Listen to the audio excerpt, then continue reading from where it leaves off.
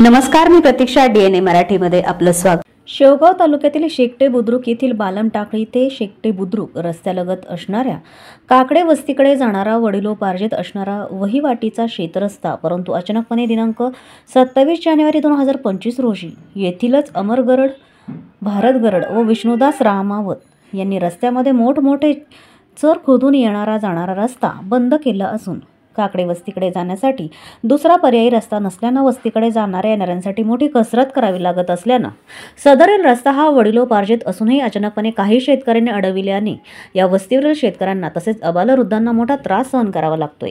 श्री किसन काकडे यांच्यासह 9 शेतकऱ्यांनी शेवगावचे तहसीलदार यांना लेखी निवेदन देऊन रस्ता खुला करण्याची मागणी केली आहे.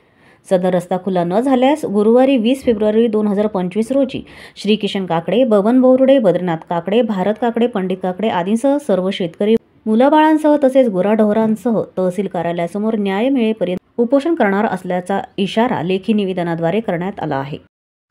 माझे नाव श्री किसन नरसिंग काकडे, राहणार शेकटे बुद्रुक ते बालम टाकळी हा रोड तिथून आतमध्ये आमचं काकडी वस्ती आहे.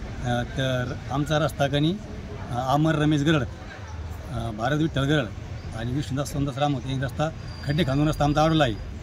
त्याचे आम्ही अर्ज तहसील कार्यालयाला सादर केला आहे आणि अन्यथा रस्त्याचा आम्हाला समजा नाही मिळाला तर आम्ही 20 तारखेला जाणारासहित आम्ही उपोषण करणार. का अडविला? काय आमचा वाद नाही, काही नव्हता तरी अडला. म्हणजे जुना पूर्वीच रस्ता आहे का? ओढलं पाहिजे रस्ता आहे आमचा. मग आता काय केलं तुम्ही? सध्या काय नव्हतं बघा, ते मोबाईल खालून वागत आम्ही. मग आता निवेदन वगैरे कोणाला दिलं? तहसीलदार साहेब. बरं. प्रतिनिधी इसाक शेख, DNA मराठी, शेवगाव.